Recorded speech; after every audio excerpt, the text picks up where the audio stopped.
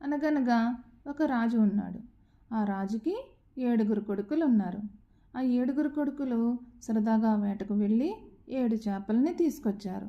ఆ 7 చేపలను తీసుకొచ్చి ఎండలో ఎండబెట్టారు. వాటిలో ఒక చేప మాత్రం ఎండలేదు. అప్పుడు చేప చేప ఎందుకు ఎండలేదు అని అడిగాడు రాకుమారుడు. అప్పుడు ఆ చేప అంది, గడ్డిమేట అడ్డొచ్చింది అని అంది. గడ్డిమేట దగ్గరికి వెళ్ళి, గడ్డిమేటు ఎందుకు అడ్డొచ్చావు అని అడిగాడు రాకుమారుడు. ఆవు నన్ను మేయలేదు అని అంది ఆ గడ్డిమేటు. ఆవు గడ్డిమేటు ఎందుకు మేయలేదు అని అడిగాడు రాకుమారుడు. పాలేరు నా మెడలో కట్టిన తాడు విప్పలేదు అని అంది ఆ ఆవు. అప్పుడు రాకుమారుడు పాలేరు దగ్గరికి వెళ్ళి, పాలేరు ఆవు మెడలో తాడు ఎందుకు ఇప్పలేదు అని అడిగాడు. మా పిల్లోడు ఏడుస్తున్నాడు, ఎందుకు ఏడుస్తున్నాడా చూడడానికని వెళ్ళాను అని అన్నాడు ఆ పాలేరు. అక్కడ నుండి పిల్లోడి దగ్గరికి వెళ్ళి, పిల్లోడా ఎందుకు ఏడుస్తున్నావు అని అడిగాడు.